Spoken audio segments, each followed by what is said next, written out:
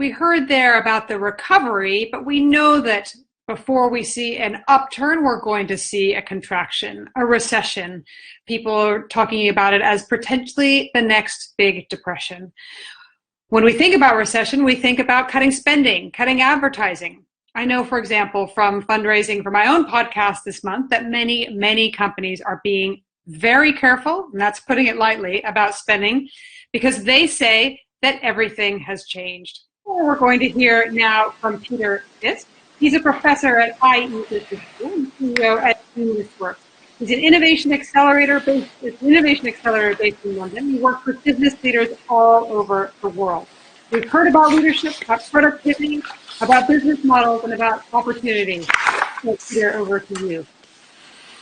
Hi, it's great to be here, and what a fantastic afternoon. So I want to continue the marathon session. I think we're up to, 2 hours now, so we just missed the world record. Let's continue. I think one of the things to take away is how to survive, but also how to thrive during this crazy time of crisis.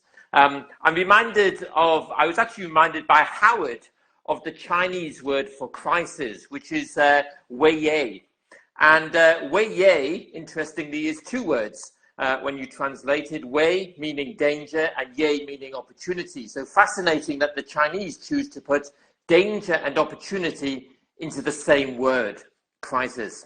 And if you take that a bit further, then Andy Grove, the guy who founded Intel, he said that great quote: "Bad companies are destroyed by crisis. Good companies survive crisis, but great companies are the ones who are improved by crisis." So a lot of my work is really thinking about how can we seize the opportunities of this changing point in our society, this changing point in the continuity of business, to explore how can we respond to the changing needs of consumers and customers, but also how can we accelerate some of the changes, the shifts, the megatrends, which were already happening. And if you look across the world, back through times of crisis, what's really interesting is that 57% of companies on the Fortune 500 today were founded during a downturn. So companies from McDonald's, Apple, Disney, CNN, MTV were all founded in difficult times when consumers were reevaluating what was important to them and how they were going to behave. One of the interesting things which the great Clay Christensen said was that consumers' real needs don't change, their jobs to be done, but how they get those needs solved do change. So as we see the shift towards digital, for example, the fundamental need of hunger or needing food or entertainment or work or education doesn't change, but how we fulfill that need does change. And so I think what we'll see during the acceleration due to this shake-up, if you like, within our markets is an acceleration towards digital. And we'll see that right now in the way in which we shop, the way in which we work, the way in which our kids get educated. But also, so we'll see an acceleration, for example, in terms of the responsibility for the environment and for society at the same time. We suddenly see your companies suddenly realizing that they have a responsibility and they do care for the world around them. And I think that will continue in terms of the sustainability initiatives, but also in terms of moving, as Rita was talking about, to a greater responsibility for society economically too. One of the other things was that if you look at the unicorns, the more recent kind of billion-dollar startup companies, 90 of the 325 so-called unicorns, so companies like Airbnb and Uber and Square, were also founded during the crisis, the most recent one of 2008.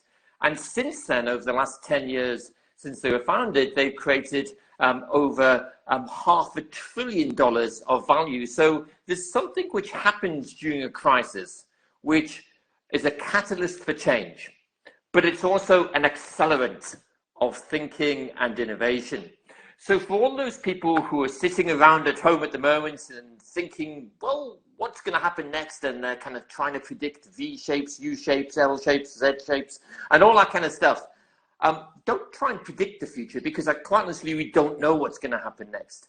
But one of the things I think is important is to start creating the future, and start creating it right now.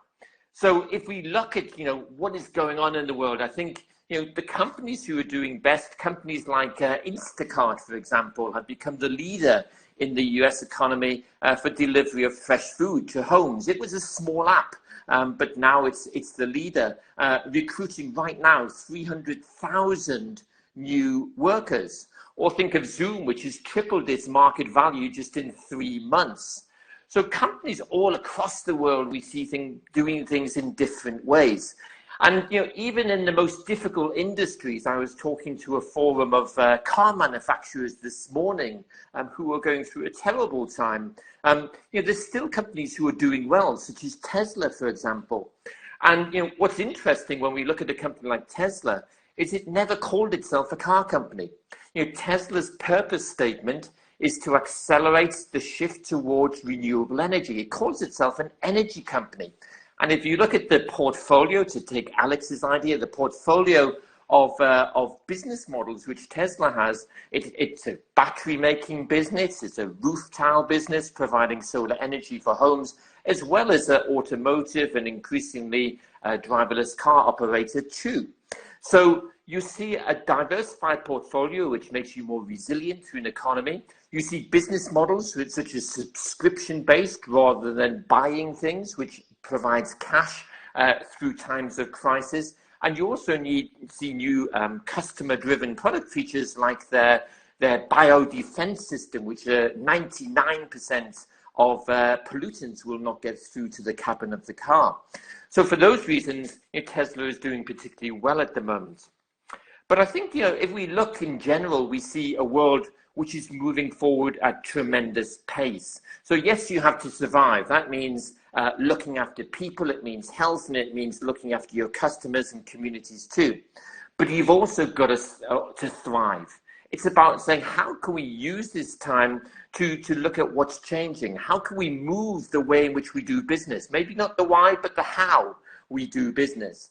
And think about maybe even shifting the core of business like Adobe did, from selling software to providing a subscription-based service online during the last economic crisis. But what I think is really interesting, and the thought I would like to leave everybody with today, is that one of the things which we've been moving towards for some time is a kind of a coming together of many big challenges. So we've seen technology, all of these amazing disruptive technologies, which are kind of growing exponentially at a relentless pace and starting to challenge in fundamental ways the traditional roles of human beings. So we have that challenge of technology. We also have the challenge of the environment, and just in the last 12 months, we've seen huge impacts of that, be it in terms of global warming, forest fires, rising sea levels. So the challenge of the environment, which is out of kilter with the industrialization which we continue to pursue. The third one is this shifting economy. So we've seen China and the rest of Asia really kind of becoming the powerhouse of the world, and where growth will continue over the coming decades, even in a world where we see quite a lot of turbulence right now. And the fourth one, as Timon in his trust pendulum talked about, was this distrust, this fracture between business and society. And I think all four of those forces are coming together to kind of really demand and to start to drive a new approach to capitalism. And a capitalism which combines human and technology working together in better ways. So I think technology will come out of the crisis in a more human kind of technology way. The way in which independent companies will work with partners, so much more distributed organizations, much more flexible, and much more ecosystem based. I think we'll see coming out of the crisis a much more equality based approach, where stakeholding, multi-stakeholding rather than just shareholder obsession will be the measure of success of companies. And I think we'll come out of crisis where we see the future being much more important in terms of being able to look forward, where am I going next, as well as just where am I or where have I come from? Because crisis will continue, and panics and and shocks will continue over time. So we've got to get used to a world of relentless change where we continue to move forwards and change the ways in which we work. So if you bring all of that together, I think, what would I say matters most in this time when we're seeing the birth of a new capitalism, where we're seeing the opportunity not just to survive, but to thrive like that 57% of companies. I think there's three things. The three things really as a business leader, which matters now, is to follow your purpose. So why do you exist? So that is the constant truth in your organization. Be it manifest in your brand, be it manifest in your culture, be it manifest in your purpose statement if you have one.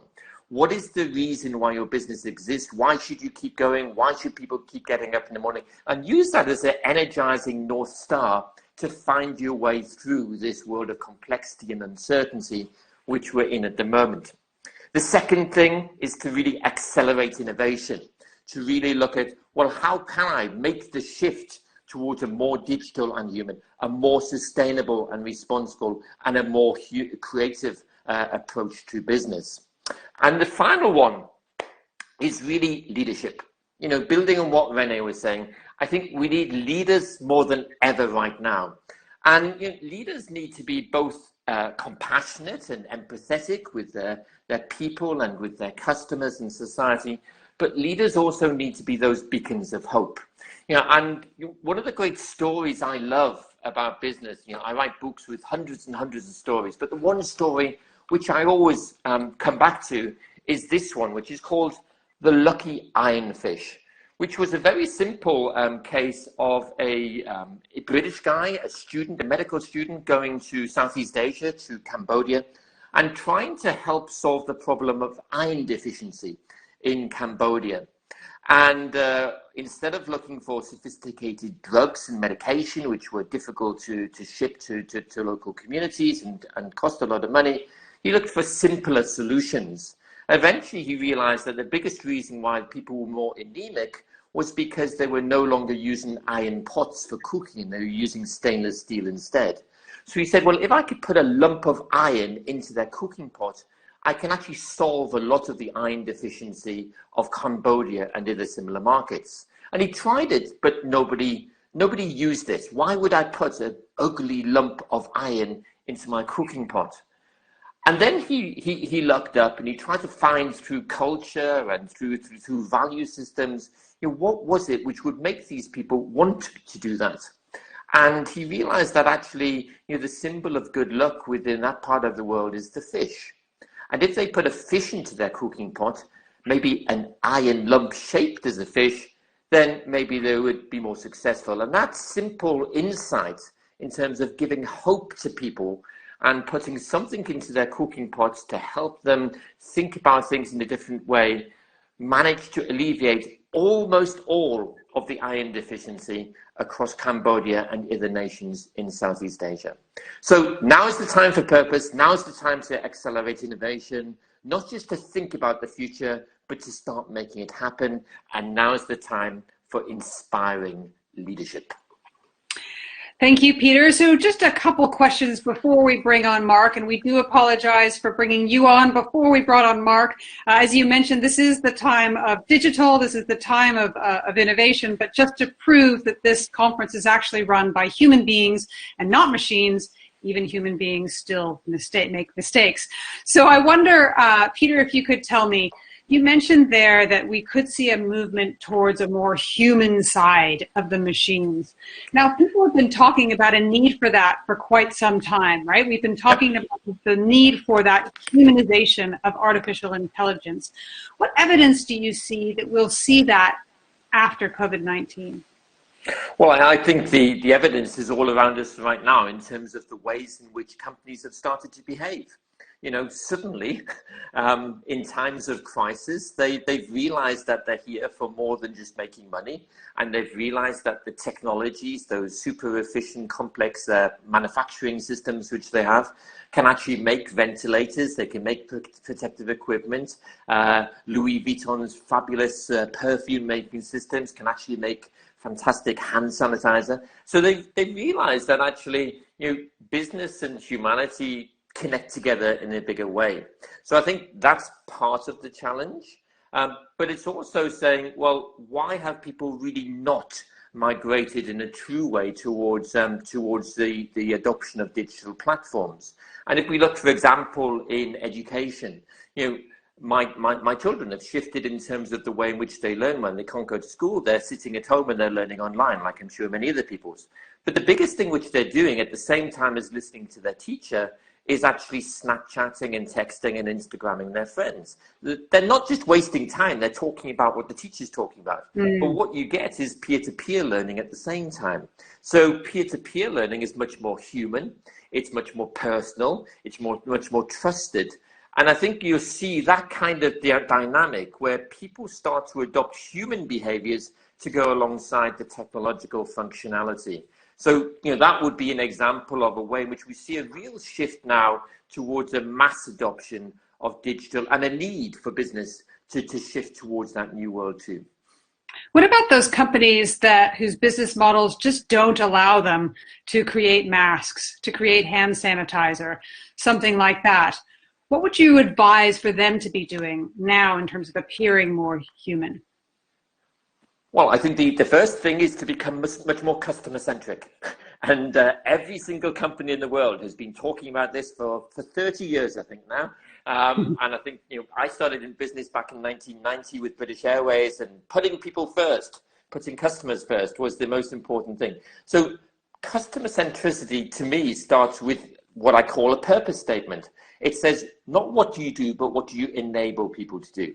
And every single business leader should be able to answer that question. Not what does your business do, but what do you enable people to do? And if you could reframe, if you like, your business around what you enable people to do rather than what you do, you wouldn't be about making cars. You'd be about helping people to move to the places they want to go to. You wouldn't be about printing books. You'd helping people to learn in new ways.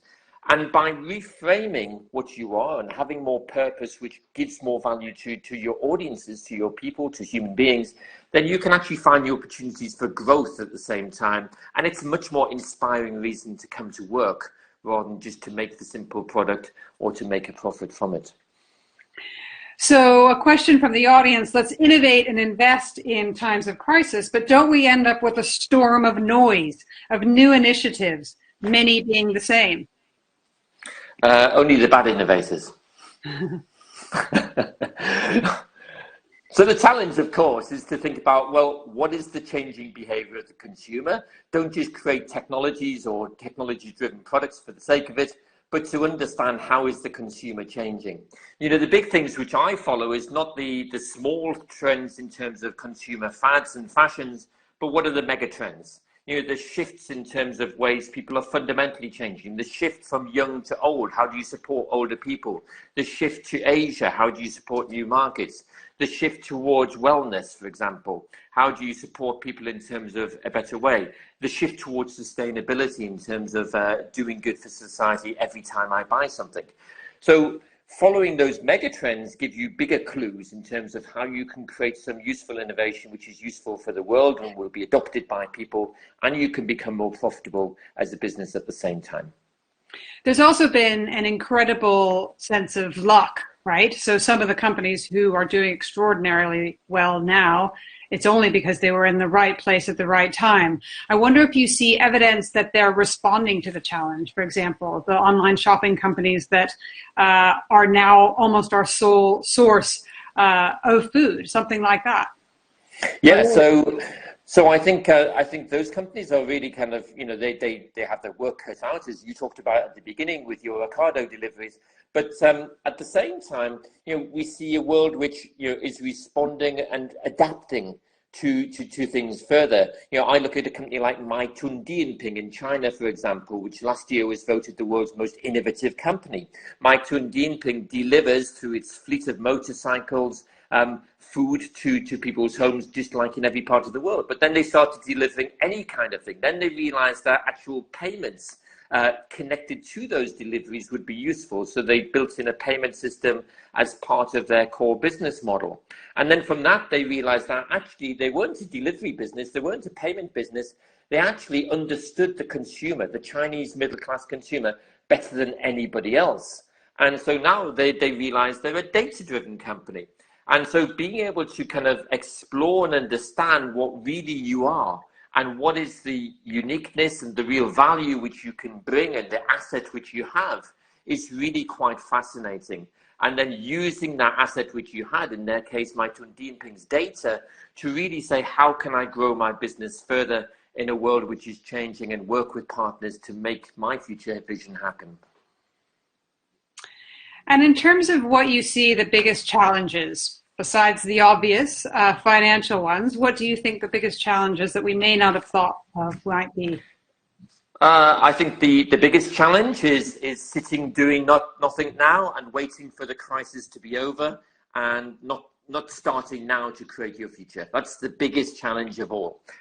So it's what happens now that determines the next generation of successful companies, or whether your existing company will be successful in the future. I think the other challenge is that we don't take seriously things like sustainability and responsibility for the world at a time when perhaps we have less money to spend and we're focusing on certain priorities. So I think that's a big challenge in terms of embracing that. But in fact, you find the best companies find ways to innovate which can be better for society and the environment, but also more profitable for them and good for their consumers at the same time. So you find ways to achieve all of those aims quite often. And I think the third one, which really is important, is I think leaders spend too much time with their heads down. They spend too much time firefighting. You know, the best companies shouldn't even have fires at the moment. And so it shouldn't be about firefighting. It should be about a controlled environment where you know that you're going to be resilient through this crisis, and you should already have planned for that. And then thinking about how can you galvanize your people using this thinking time, which Rahaf talked about. So using this thinking time to actually have bigger, better ideas and to move forwards in exciting new ways. Peter, thank you so much for jumping in there slightly earlier than expected. And I was ready. I do know that the videos from today will be available shortly, and we'll be sending you an email about how to get those.